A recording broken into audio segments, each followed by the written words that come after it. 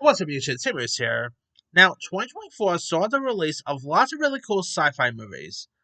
Because who doesn't love a good science fiction film, right? So, there's been some not so good ones like Atlas, Rebel Moon, Megalopolis, but there has been some good sci-fi films here. So here are my official top 10 favorite sci-fi movies of 2024. Number 10 is A Different Man. Where like this actor pretty much undergoes like this medical procedure to drastically transform his appearance and all. And the sci-fi aspect is pretty cool. Like how he becomes a different guy was pretty cool. Like the medical procedure that happens is I thought was pretty cool. Definitely had some like the makeup and special effects I thought was really decent.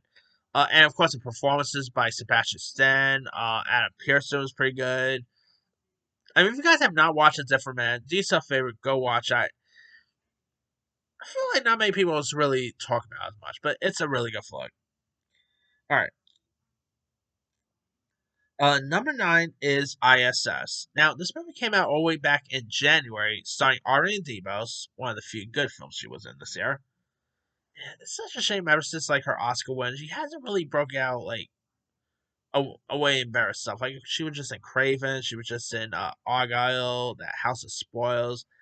I hope she picks better projects down the line, but ISS was a really nice little film. Here of course, we're like two group of aboard this international space station. One an American astronaut and the other a Russian cosmonaut who fights for each other to the control of the station after like a war starts between their respective countries here. And Ariana DeBose I thought was pretty solid in her part. She played her part very well here. The visual effects was pretty good. This movie really made you feel like you were actually in outer space and all, and it's a really interesting one worth giving a go. All right, number 8 is another space-based film, and that is Spaceman. Now, Spaceman, of course, starred Adam Sandler, where of course he plays like this astronaut who is sent on a mission to the edge of the solar system. And he, of course, encounters like this creature voiced by Paul Dano. Carey Mulligan was pretty good. The effects on that spider I thought was really cool here. It's a little slow, I admit. It is very slow paced, but really showcase of how great Adam Sandler could be. Especially with like these dramatic sci-fi elements. The one who plays Raj from Big Bang Theory, he was pretty good in this too. He had some other decent supporting players too, but man, the effects in this is is really good. Even the effects is actually even on the shortlist for the Oscars, so whether it get nominated, that has what I say. All right, number 7 is of course an animated one, and that is Transformers One. Say what you want about the Transformers movies, like even the live action ones, but the effects were always really cool, like on the robots and everything. And the animation and the effects with the animation I thought was really cool, like the way Optimus Prime and Megatron looked. I really thought like the sci-fi elements here was pretty decent. You know, the world looked really cool in animation form, so I had a fun time with this with Transformers One. All right. Number 6 is of course the Wild Robot, another animated sci-fi film on this list, and it's a really decent one. Like the animation was pretty good, the visuals was pretty stunning, the look of the robot was pretty cool. A really decent animated sci-fi film worth giving a go. Probably one of the better ones since maybe like the Iron Giant, probably. All right. Number 5 is Furiosa: A Mad Max Saga. Now the visuals in this was really decent. Chris Hemsworth was pretty good too. The way like the dystopian era was pretty cool. The performances by Anna Taylor Joy was pretty decent. Definitely a really decent sci-fi. Like the Mad Max movies always had some really cool visuals to them, and this is definitely one of them. All right, number 4 is of course Kingdom of the Planet of the Apes.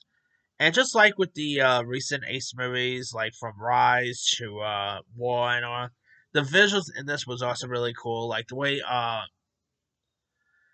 these creatures looked. The motion capture was pretty cool. Definitely makes me more excited for more Ace films after this. All right, number 3 is Godzilla X Kong: A New Empire. Another film of on this list featuring a giant ape. Godzilla X Kong New Empire is also a lot of fun. The visuals by Godzilla and Kong was pretty cool. The fight and action sequences was pretty decent. I just adore this one a lot, and it's a lot of fun. Definitely can't wait for more Monster Versus. All right, number two is of course Alien Romulus. Now, Alien Romulus was, just like the other Alien movies. Like, say what you want about them, but the visuals on the Alien films has always been pretty cool. And this one was another really great one. Like the xenomorph looks pretty decent in this. The action and all was pretty good. So not a bad one there. And my number one favorite sci-fi film of the year is Dune Part Two. Of course, Dune was actually my favorite sci-fi film of that year. And Dune Part Two is my favorite sci-fi film of this year. And it's a really decent one, to say the least. The visuals is just as good. Timothy Chalamet is pretty great in this. It's really entertaining, worth giving a go. Of course, Dennis Villeneuve did a great job directing. Yeah, I thought it was a really decent sci-fi film worth giving a go here. And obviously, I cannot wait for part three when that gets released. But that's pretty much it there. Here is my quick rundown: 10 A Different Man, 9 ISS, 8 Spaceman, 7 Transformers 1, 6 The Wild Robot, 5 Furiosa, 4 Kingdom of the Planet of the Apes, 3 Godzilla X Kong: A New Empire, 2 Alien Romulus, and number 1 is Dune Part 2.